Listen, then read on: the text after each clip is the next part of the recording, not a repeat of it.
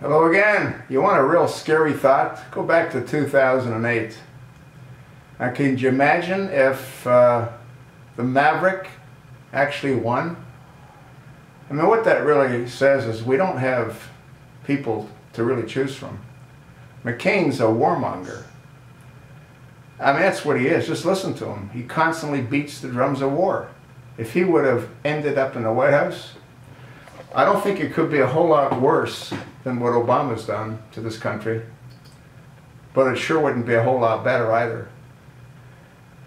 I can't understand how the GOP can't put forward a quality candidate, and they end up with a guy like McCain, who's really worse than Bowie, Sergeant Bowie.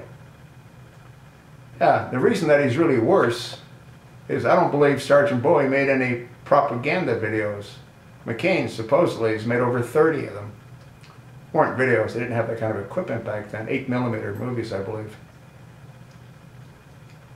Sergeant Bowie didn't give the radio frequencies of the pilots coming in to attack Hanoi. Didn't give them the route of flight, which resulted in many pilots being shot down,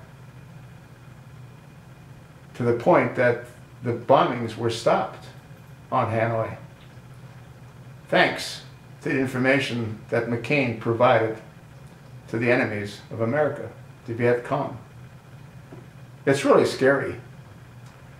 I mean, I honestly believe that if McCain would have won, we would have been in a whole lot of wars. He is a warmonger. I think people of his age in Congress need to be evaluated by mental health professionals, as does Obama.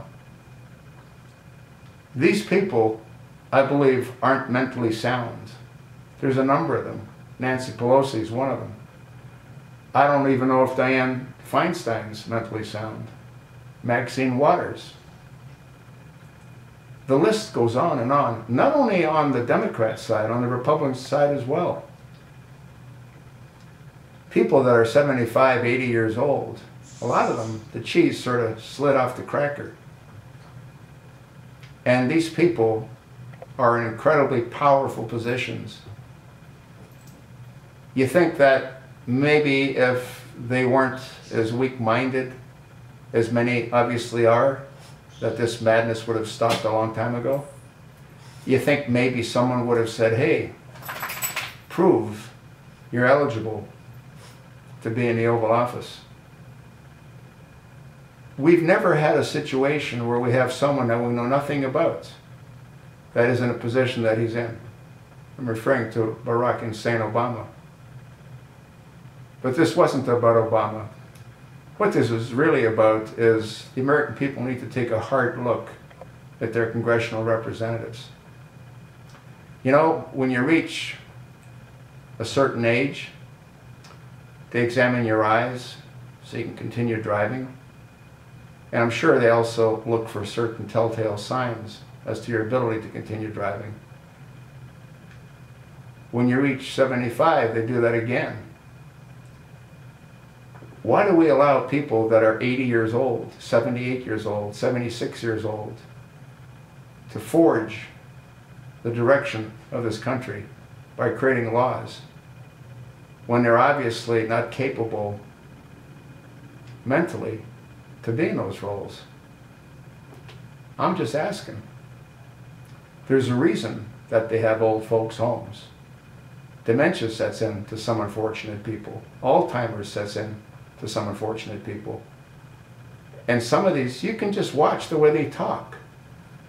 There's a congressman out of, I think he's out of Michigan. He's an African American. He has a difficult time talking. Obama has a difficult time talking. Yet he's the president of the United States with his finger on the nuclear trigger. You know what Obama's done to this country? He's turned us into slaves. Pretty much everybody has become his slave. And he sits there and he flaunts his power by going golfing when Baghdad is close to being taken over by ISIS. There was an opportunity when they had all those vehicles lined up and they're marching for a couple of A-10s to wipe them all out. That never happened. The Air Force is on standby while Obama contemplates how to use his putter on the green. That's what he's doing. He's playing golf right now in Palm Springs while the Middle East is burning. You think maybe if he had a violin, he'd be playing it while Rome was burning? I don't know. I'm just asking. What do you think? I sort of told you what I think.